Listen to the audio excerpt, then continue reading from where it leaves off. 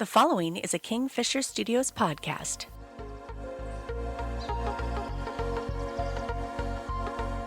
Thanks for listening to When the Bow Breaks. This is Alexis Lynn. Today I'm with AC Fisher from Turn Up the AC podcast and Kingfisher Studios. So you've been busy the past few months with your podcasting. I've been very busy, yeah. Yes. So for those of you who don't know, I know this guy. I've known him since, I think, the first episode, which was called Why Can't We All Just Get Along? So you've been busy with your podcast. I would really like for you to explain what your podcast is and talk about it before we get into the update, because that's something fun and cool that's been happening during this whole time. So I want to kind of start with that. I get put on the hot seat a lot with questions about my podcast. And the most common one is just a really simple one, which is, what is your podcast about? And I'm never really sure exactly how to answer that, because basically what I do is I think back on situations from my past, or I think on inspirational quotes, and I sort of just unpack my emotions, my personal philosophies, and sometimes just like simple memories in an effort to let people inside of my head and see what makes me tick. It's really just an exercise in bearing all of me to anybody who's interested in listening. Yeah, so I've listened to it. I've listened to every episode. I should hope so. I actually have an episode on your show as well. Thought I'd pitch that myself. No, but yeah, let's give that a shameless plug. The episode is called Where Is My Shade? And it's wonderful. Yeah, so just, if you have time, listen to it. Make the time or I'll cut you. So you've been busy with that, and I've listened to it, and it's almost kind of like a biographical type of podcast, I feel. It's stories about your life, or you give insights or your thoughts on people that who inspire you. Right. I feel like all the good stuff is in this podcast. I like to think so. I mean, my latest episode at the time of recording is not yet released, but this sort of goes into a little bit of the not pretty side of me. But all in all, I like to think that, people that listen to it are going to walk away with kind of a good feeling and maybe some introspective thoughts of their own.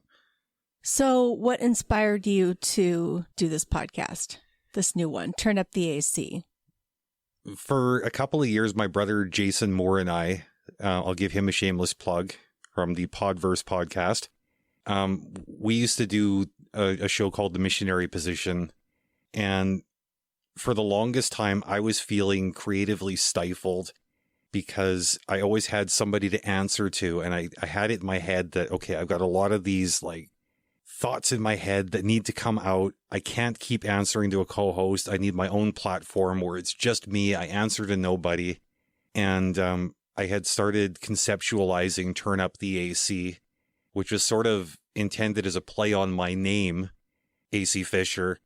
Whereas, like turn me up in the sense of like, I was just going to go on these mad rants and tangents and just really explode into the mic.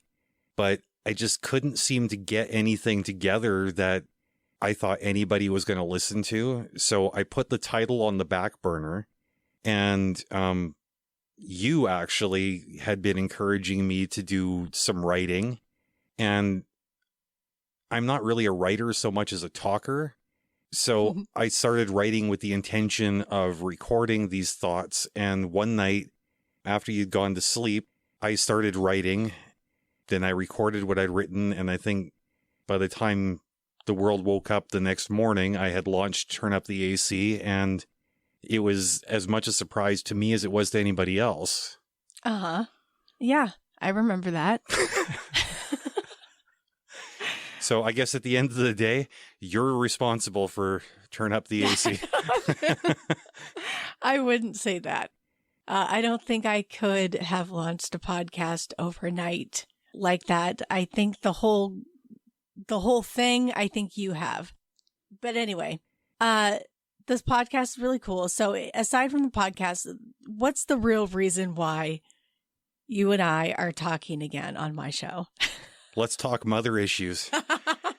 Like that's where we started. I think our very first conversation was you interviewing me about my, at the time, estranged mother. And we talked about a variety of complicated family issues and difficult background. We had a lot of common ground, but some things have changed since that conversation a little bit over a year ago. So between you and your mother, how have things changed? We're talking now. Yeah. I guess that's the biggest change. Uh-huh. And how do these conversations go, would you say? How often do you see your mother, for example? Probably a little bit more often than I'd like to. I see her at least once a week these days. Yeah. I'd say that's about average, yeah. Yeah, I mean, more has changed than just us actually seeing each other. So backing up just a little bit, what made you how did this happen? First of all, how did you start talking to your mother again? Was it her? Was it you? Who initiated contact? Was there a go-between? It was a combination of things. So my sister Elle, who we mentioned the last time we talked on this show, had been needling me for probably about a year and a half, saying, like, Mom's different now. She's changed. I think you're ready to talk to her, things like that. And, like, don't you love her? Isn't there, like, some way you can put things aside, blah, blah, blah. And presumably she was working on my mom in the same way at the same time. But I wasn't really feeling ready for the longest time. And I guess to cut out a whole lot of boring detail, really, like, what the breaking point for me was in conversing with my sister was she had pointed out to me that, like, look, even if Mom is the exact same person that you last spoke to, you're not the same person as you were then. You've gone through a lot of changes. You've taken the time to reflect and work on the things that weren't really super nice about you. You don't react in the same ways. You've gotten help for your mental health issues, all kinds of things had changed over the 6 or so years that I didn't speak to my mother. So I guess I realized that my sister had a point, that even if my mother was just a horrible monster, if I were to see her, the risk of me actually, like, having a strong reaction or taking any real offense was fairly small. Mm-hmm. So what happened on that day? What were some of the questions that you had the day that you met up with your mom again? Like before meeting her, you mean? Yeah. Like, for example, in the car on the way there, what was going through your mind? Honestly, like, the car ride over is a bit of a blur looking back on it. I remember in general the questions I had leading up to the meeting. Like, I didn't feel comfortable going alone. Mm-hmm. So I'd wanted somebody to be with me. And I think I kind of caught you off guard by, first of all, announcing that I was ready to see my mother and that it was basically happening, like, really, really soon. Like, I don't know if it was like that day or the next day, but I remember your jaw sort of hitting the floor. And then especially so when I said, like, I didn't think I could go without you. But, the questions that I had, I think that's what you were asking about, were, I don't know if it was specific questions so much as me just wondering, like, first of all, like, what's she going to look like? I haven't seen the woman in like 6 years, and, like, she's in her 70s. So, a face can go through a lot of changes over the course of a few years in that age group. Uh-huh. I didn't know, like, am I going to have any feelings towards her at all? Because after the initial estrangement, I'd had to grieve her loss as though she had died. I had learned to live my life without her in it. I had cried all of my tears. I had, restructured my social life in a way that no longer accommodated her. And truthfully, I didn't really need her, and I wasn't even sure if I wanted her. So my biggest concern, honestly, was that, like, there was just going to be nothing there. And I was, I don't know, going to find myself in a confusing situation. Yeah. So I remember there was like, it was a long enough car ride to have, ask yourself those questions. It was a long enough car ride to have some anxieties about it going terribly wrong, and then it was also about like savor the time because you never know if it's going to happen again. Right. So we get out of the car. I remember we drove to her place. Which was a bit weird in itself because I actually had to get directions to my mother's house. I didn't even know where she lived. Yeah. So, yeah, I think we made a wrong turn once, I think. Yeah, and I almost decided to not go through with the visit just because that wrong turn just felt like a good excuse. Yeah, you were on the edge of it. I remember I was like, wow, what an adventure, and I'm along for the ride. That was really how I was feeling. I really did not know how it was going to play out. So we get there and, maybe tell me just a little bit about that. Oh my God, was that ever awkward? Oh, that was awkward for a number of reasons. Because I remember knocking on the door and hearing that familiar voice saying, come in. I think the door was actually open partially at least. And there was like a mosquito net or a curtain or something covering the door. So it was sort of like, it was translucent. I could see her, but not really. Uh-huh. Yeah. She was kind of like out of focus, laying on the couch. And honestly, like putting my eyes on her for the first time in that many years was kind of a surreal experience. It wasn't like, oh my God, there's my mummy. It was just a case of, I can't believe we're actually this close to each other. I really emotionally wasn't sure what to do with it. Mm-hmm. I don't remember exactly where you were in relation to me. I remember like, I don't know, in that moment, my biggest concern was how is she going to be able to digest the fact that I'm showing up with you when the last time she saw me, it was me and my ex-wife were together. Mm-hmm. And presumably so far as she imagined me, it was still me and my ex-wife. And here I am with this new woman after seeing her son for the first time in like 6 years. Yeah, it definitely wasn't a position I'd ever been in. So not the best way to meet the mother. Yeah. So that was awkward. I feel like it was awkward for me too a little bit because of everything that you told me about your mother, like the good, the bad, all of that. And I did have a worry that like I was going to have to, I didn't know for sure if I should wear armor or if I should bring like a bouquet or, like really I didn't know. And so she's a difficult person to prepare for, even when you know her, because I mean, like, yeah. She's a very colorful person.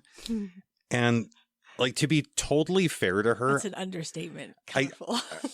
I don't know if she like ever is intentionally an asshole with people or if this is just something that she trips into and she's as surprised as anybody else. Like she's a funny, quirky, eccentric loon, really. Who has all her faculties. Yeah. Yeah. Sorry, I had to. That was a bit of an insider joke. It was a combination of... That was a recent joke.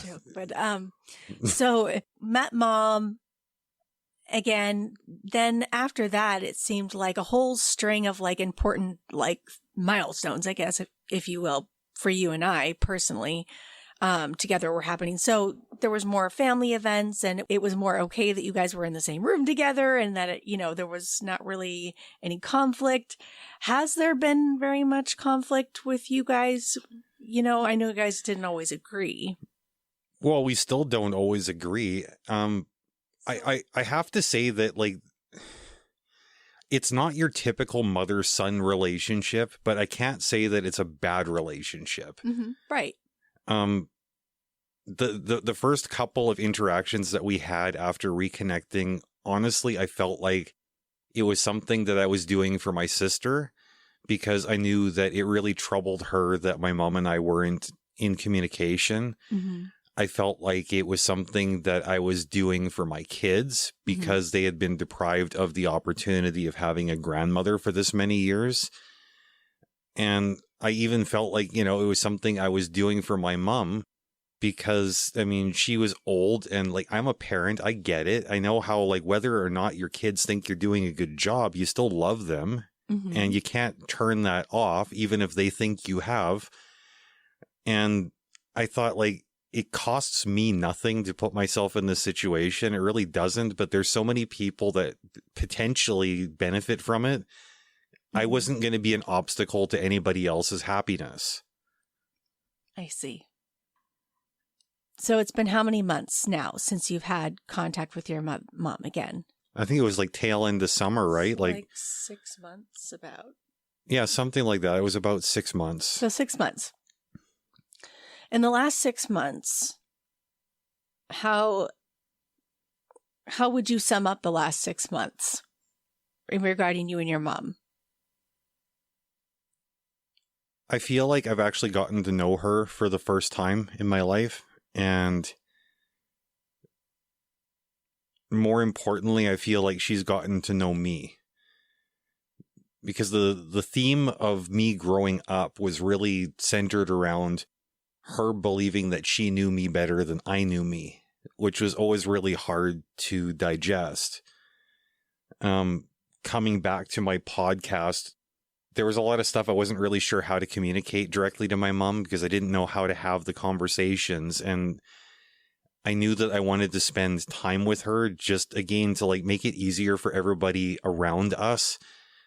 And to make it easier for her too, just like me spending the time there, I knew made my sister feel good. I know it made my kids feel good. I know it made my mom feel good.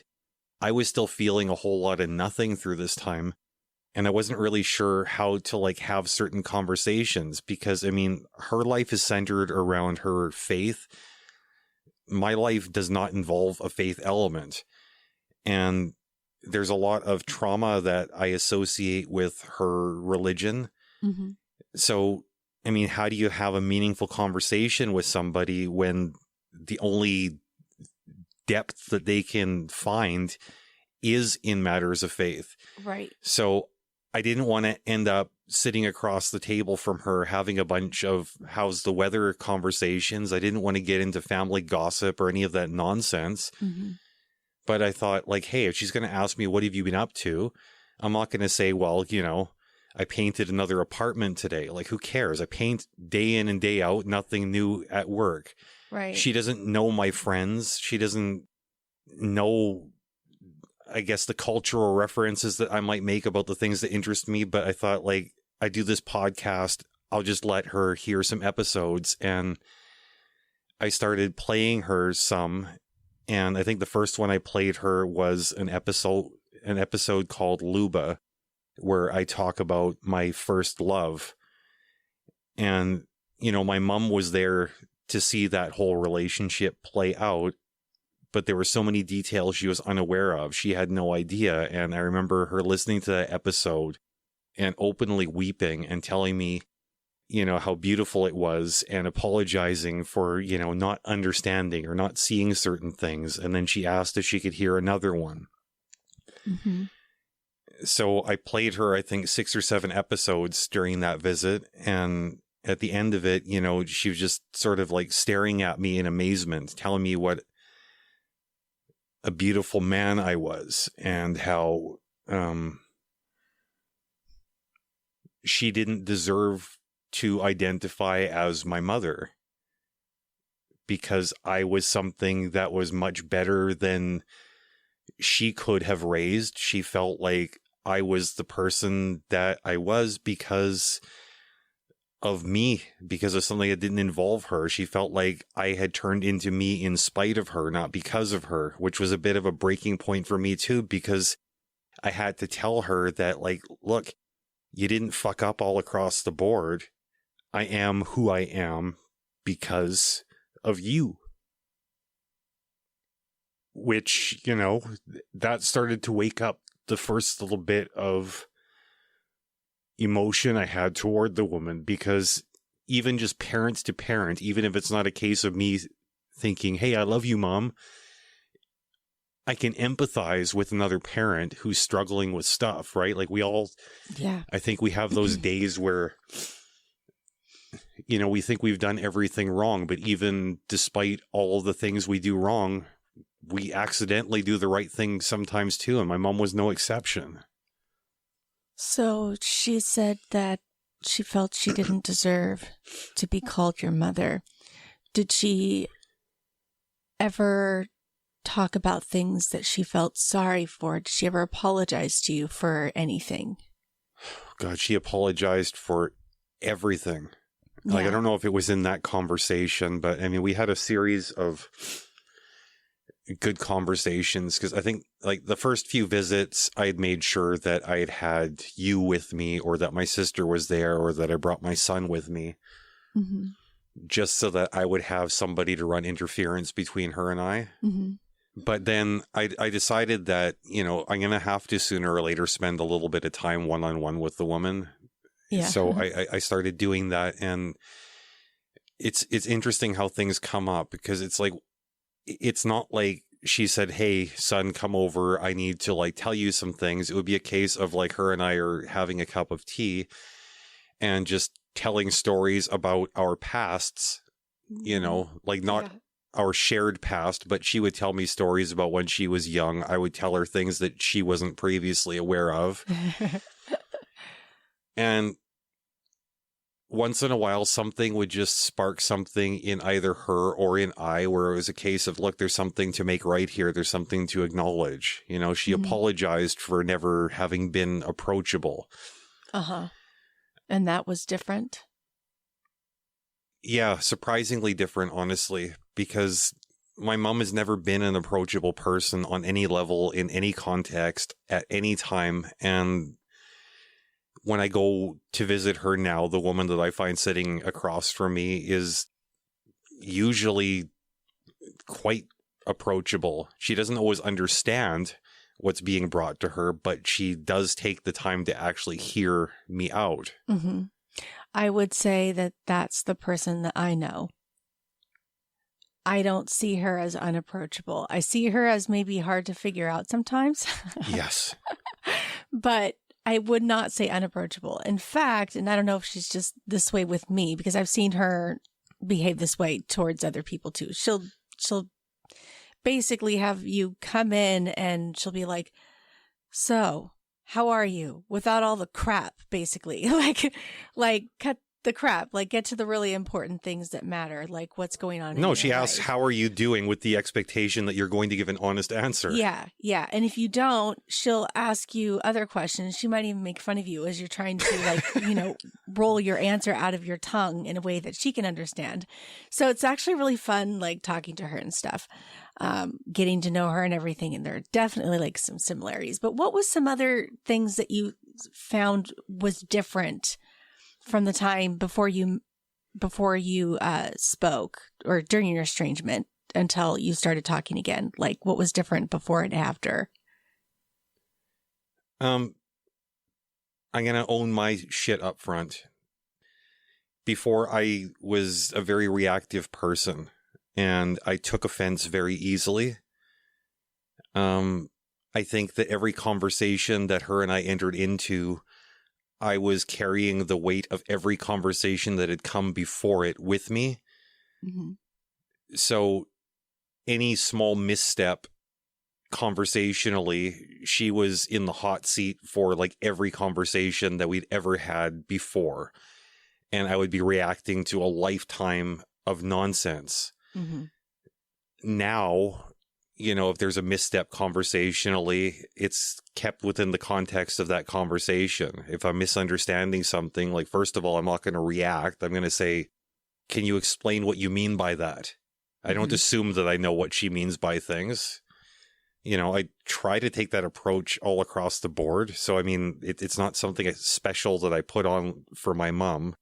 I know, like, I'd mentioned this, like, in our first interview a year or so ago, that, one of my central philosophies that I've adopted is that offense is taken, it's not given. And a lot of people, I think, misinterpret that to mean that I've given myself license just to be a jerk. but it's very much a two-way street. I have to understand that my offense is taken. It's not given to me by another party. You've actually called me out on that a couple of times. So like, I'm not perfect in the application of it, but you know, like when I'm dealing with my mom, I've always got to like weigh out now how much my own emotional state, how my blood sugar, you know, how my level of rest is factoring into the conversation. I never did that before. It was a case of, okay, I'm a little punchy. She should have noticed and tread a little bit more lightly around me. Well, it's kind of like that mental body scan that you do to see, hey, how am I actually doing? But like you're doing it in the moment. Yeah. Yeah. So I guess like, I don't know like how much it's fair to say, oh, she's really changed, because I mean, like all of us to a certain degree, we're going to reflect the person that's sitting across from us. And I think I'm definitely bringing a different person and a different set of variables to the table than I did before. Mm-hmm. I'd like to think I make it easier for her, but I have to also acknowledge that she certainly makes it easier for me these days. Mm-hmm. There are times where I know that she really would like to say something, but she knows that it would be inappropriate and that I wouldn't understand or agree, and that there's a strong likelihood that, you know, it's going to cause conflict, and she dials herself back. So, I mean, I guess both of us have learned to self-regulate a little better. Mm-hmm. Yeah. I've heard her apologize in advance for anything, like if she's about to tell a story or something. She'll apologize in advance. Sorry if this bothers you, but this is what happened. And, you know, stop me, you know, basically, but in a nutshell. But she's a much more eloquent speaker than I am. But but yeah, I definitely say that she's definitely not the person that you described that you once knew. Yeah, I think that's fair. Like, I have to give her credit. I mean, she has gone through some serious changes. She does put in a lot of effort. And while I still struggle to conjure up any meaningful level of emotional bond for her, I have to say in all honesty that I really do like the woman. That was something that was funny. If it's okay if I share this, you know, I asked him like, how do you feel about your mother? You know, cause I'm like empathic and I'm all about my emotions and other people's emotions and feelings. Right. So I'm like, oh, how do you feel? And he's like, I don't really feel one way or another. It's just like, whatever, you know, and that was a bit odd to me, but if I were in that position, I can't say that, yeah, I'd be like, oh, mommy, or, you know, that I'd want to like just bury them, because I don't think I'd want to go near them if I felt that way. So I guess, you know, if I were in the same situation, I'd feel that way. But too. in a way, I kind of did bury my mother. And Yeah, what I got you instead do. was I made an interesting new friend. Uh-huh. Which is? I call her mom. Yeah. Uh-huh. Yeah. So what have you learned in the time that you've been away from your mother? That working on self is the most important thing that any of us can do. With any strained relationship, worrying about all the missteps that the other people have taken is wholly irrelevant. I know this is something that's going to really bother a lot of people, because I know the audience of this show for sure, a lot of you are dealing with estrangement, and a lot of you are looking at that one family member and thinking, no, my story's different. Well, your story's not different. I don't care how extreme it is. I don't care how much of a jerk your estranged family member or members are. You still got to work on you. Mm-hmm. And looking at my own situation, there's a lot of horrible things that have been said and done that can't be unsaid or undone. But I try to take these memories and these experiences in the context of the fact that we all mess up sometimes. Sometimes we mess up consistently for years and years. But like I talked about on my show, I can't remember what the episode was, is basically saying that like everybody's got a story. We all have these things that motivate us or compel us to act certain ways or say certain things or do certain things. And we're all very well justified in every moment of our lives. Maybe in retrospect, that justification doesn't hold up, but in the moment, that's where life is lived. Mm-hmm. So if we don't want to be defined by our past and we don't want to be on the hook for every misstep we've ever taken, it would be hugely hypocritical of any of us to hold anybody else on the hook for the missteps that they've taken. Right. I find that sometimes living in the moment when all you have is a history with someone can be very, very difficult. But like you said, you just kind of do things slowly, like one visit at a time. That's all you can do. Yeah. I mean, like, somebody told me years ago that expectations lead to disappointments. And I thought at the time, like, what a ugly way to look at the world. But I think that there is some merit to it. I mean, if you go into a situation with no expectations, you really can't be disappointed. Mm-hmm. You know,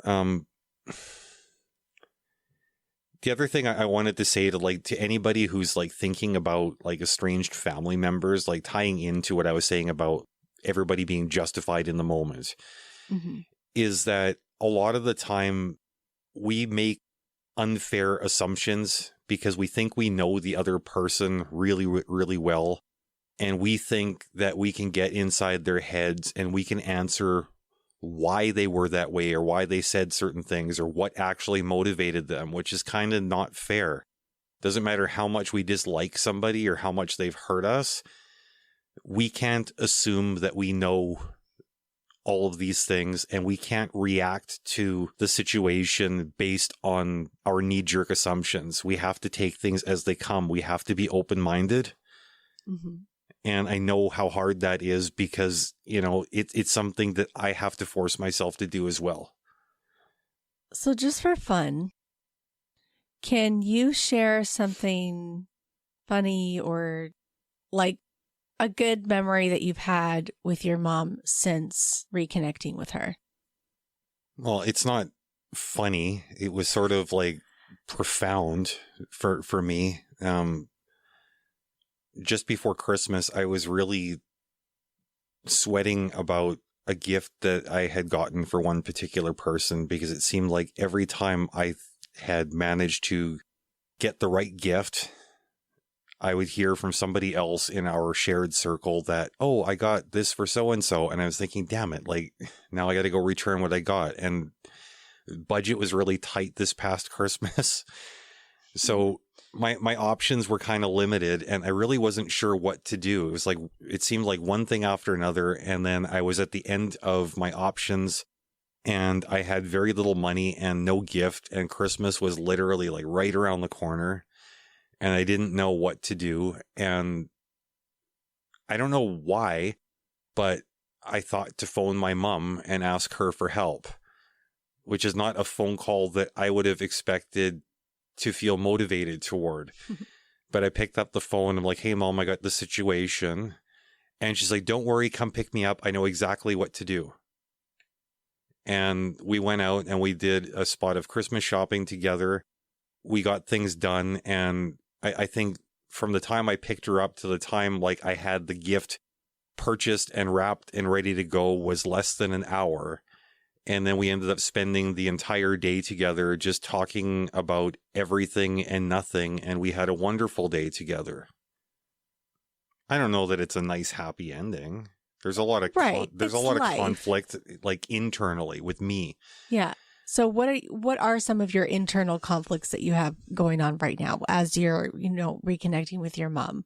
Well, there's the ongoing insecurity, like how long is this going to last? Uh-huh. Yeah. Have things really changed? Mm-hmm.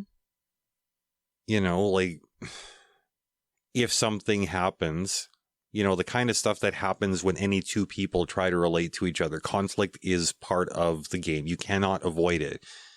But are we going to be able to weather the storm if there is a serious disagreement? Like we've had a couple of like small things come up, but they've been resolved fairly quickly. But I don't know if we relate to each other effectively enough where if something big came up that we could get over it. And I worry that if something were to happen that would leave me separated from my mother again, like, I don't know emotionally what frame of mind that would put me in. Because it was one of the things that had made me hesitant to reconnect with her initially, was that I didn't know if I could handle losing her a second time. Right. But now, like, kind of reconnecting with her, I'm not like connecting with that same person. So I don't know if losing her would be the same as losing my mom a second time. That worries me too, that I'm just dealing with something that is so unknown. Yeah. Do you have any regrets about the time spent apart from her, or how it ended, or is there anything that you wish you could change or that you could have done over? I wish that that final conversation that her and I had, the one that set these 6 years of separation in motion, Mm-hmm. I wish that I had been more in touch with myself at that time. Mm-hmm. Because if I'd been more in touch, more, I guess, more like I am now, I would have realized things about me. Like, first of all, I struggle with mental illness challenges. Mm-hmm. I didn't at the time understand that I was suffering with general anxiety and panic disorder and PTSD and like all these other things. Before you were estranged. Before. Yeah. I didn't realize that a lot of these issues I had inherited from my mother. So there was no way to realize that there were two mentally ill people engaging into a heated conversation that was going to end very badly. I'd like to think that if one of us had had our shit together back then, it wouldn't have played out that way. And I don't sit there wishing, well, I wish that you, Mom, had had your shit together. I wish that it had been me, because once I started working on me, I realized that, like, it's not really like this big overwhelming task. I mean, it's not like you can flick a switch and then magically you're okay. But I mean, every day comes with a series of decisions, and there's a series of things you can do or you can avoid doing. And it's not like I'm a personal development guru. I'm still kind of like a messed up person in a lot of ways. Sure. But all of the things I've accomplished as far as like working on me, each of the little pieces has been real easy. So what would you say to someone who is thinking about reconnecting with that person in their life who they haven't spoken with for a long time? That person that they both love and also maybe can't stand, or that person who hurt them terribly, but you still love them enough to want something out of the relationship. What would you say to that person who's considering that? That's not the simplest thing to answer. Sure. There's a few factors at play here. The first thing I would want the person to answer for themselves is, are you ready? Emotionally, are you ready? Which I know from experience isn't the easiest thing. Mm-hmm. You know, another question to ask yourself is, like, what's motivating you towards this potential reconnection? Mm-hmm. You know, are you going in because, oh, so-and-so is getting older, or we don't know, you know, with what's going to happen with everybody's health? Am I going to miss a window of opportunity here? Like, I think as much as these are compelling reasons to try to reconnect, I don't know that they're like really the most valuable reasons. I think unless there is something in you that needs to reconnect with this person, it might not be the best time, you know? And I would say to anybody who is expecting to get something from the other person, you're going to have to figure out how to get over that before you even think about reconnecting, because you can't place any expectations on another person to give you something that you need. You can't hold them accountable, put them on the hot seat, or make them answer for their crimes. Right. It's just like setting yourself up for more loss. Yeah. That way. Yeah, like you said, you got to live in the moment. You can't live like there's anything that's left that's owed. Yeah, and really, I think instead of considering what the other person is bringing to the situation, probably spend as much time as you possibly can figuring out what it is that you're bringing to the situation. Try to put everything back on yourself. And Right. like, I'm not saying that like you ignore the fact that other people have fucked up. You don't ignore the fact that, you know, you've been hurt because of their words or actions. Sure. But it's not on you to hold anybody personally responsible. That's on them to own their shit. It's on you to own your own. Right. Do you feel like your mom is a completely different person than she was before? No. Because I find that there are I feel like how you described her to me was almost like to a T, except for her being unapproachable. Yeah, like, I can't say that she hasn't changed, Yeah. but she's not a different person. Not by any stretch of the imagination. She's still her. Yeah, and Yeah. I think, like, the biggest change is in the way I look at her. I did a whole episode about it, actually, called Verbs, where I realized that, you know, like, I had sort of typecast my mom into the role of being whatever this negative combination of things was. Yeah. I wasn't allowing her the room to like move and shake and, you know, flow and do whatever it is that normal people do. Like, I guess I've allowed her to just be her without like a whole lot of stuff riding on it. Uh-huh. Has your reconnection with your mom affected the family in any kind of way? Again, I don't know like exactly how to answer that. I've talked to a couple of different people in the family about it. Like, Mm-hmm.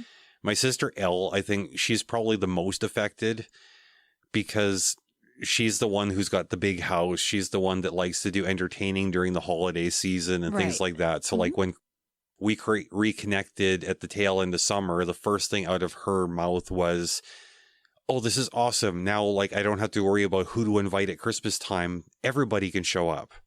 Yeah. You know, it was a big thing for her. She likes the fact that, like, if she's out for coffee with our mother, you know, and I phone her and say, "Hey, do you want to get together for coffee?" She doesn't have to, like, ditch our mom to come hang out with me. She just say, "Look, I got mom in the car. We'll be there in 15 minutes," kind of thing. Yeah.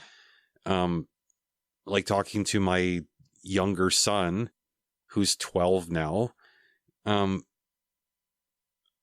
think he's got a bit of a relief because he is very, very loyal to me. And I think for a long time, like, he was afraid to acknowledge the fact that he missed his grandmother and he wanted to see her. To him, he always played it off like, "Oh, it's no big deal. No, I don't miss her. This, that, the other thing." But now that she is an option that's on the table, now he says things like, "I'm really, really happy to have Nana back in my life. I really missed her. It was difficult for me, you know, knowing that you and her weren't getting along." You know, and for my nieces, you know, they're all about their grandmother. So, I mean, they like, and they love me too. So, I mean, when two people that you love are getting along again, I think that makes it easier. Right. This is one of the first like reconnection episodes that I've done. It's been also awkward because I'm kind of involved in the situation. So, I really don't know what else to say. I mean, it's kind of like an in progress thing, you know? Yeah, we'll keep you posted. Yeah, I guess. One day at a time, life in the moment. I have one more question to ask you, and you might hate me. Did you want to talk about Key? That's not the easiest thing to talk about for me.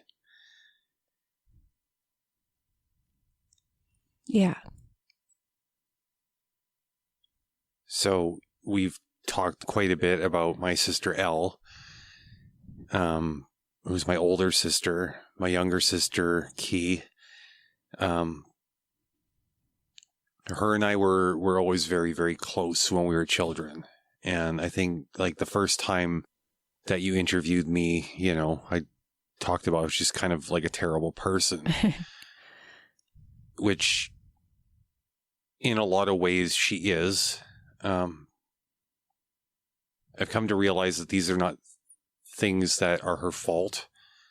She's a person who's got her own struggles, which I won't get into just for the sake of respecting her privacy. Sure. A lot of these things that she struggles with, I think, make any possibility of a relationship moving forward extremely unlikely, if not impossible. That being said, she's a person who's frequently on my mind. I do love my sister very much. And I wish that the situation could be different. And this is one thing where I kind of hate the limitations of owning my own end of things, because I don't know what, if anything, I could do differently to make that relationship a possibility. Have you thought about talking to her? Yeah, I've thought about it. I've thought about what that conversation might look like. I thought about what even trying to set up that conversation might look like. But all across the board, that just falls into the category of I don't know. Just don't know how to make it happen, and I don't know what exactly it would look like. Okay, so I guess this would be my below the belt question, because this is a question you asked me for my interview, but I think it's relevant and I think it's important, and I think this is something that might become habit on my show. So if she were sitting here, what would you want to say to her? First of all, I'm sorry. I can't even begin to communicate how sorry I am for not showing you the understanding that you deserved. I'm sorry that I couldn't protect you from whatever it was that life threw at you that you probably expected that your big brother would protect you from. I'm sorry that I didn't pull my head out of my ass sooner. Because if I'd recognized certain things about myself a little bit sooner, I might have recognized that, these were shared characteristics between you and I. And I might have been able to encourage you to get the help that I found. And even if you hadn't gotten the help, maybe I would have had enough understanding to just accept you for who you are. And recognize that there's certain things that you were never going to be able to handle, and I could have figured out how to navigate around that. Most importantly, though, I would tell her, I love you. I love you no matter what. And even if we never see each other again, you're always going to be my sister. And if you ever need your big brother, I'm here for you. Can you share a memory that reflects the relationship that you had with your sister, Key? Every Sunday after church, the first thing we would do is we would get out of the family station wagon, still in our Sunday finest, and I would run to the side of the house and grab my big wheel. and I would ride it down the driveway. And then Key would stand on the back and put her little hands on my shoulders, and we'd go tearing off down the road. And that was pretty much how early childhood was. It was always just the two of us. Inseparable, like 100% of the time.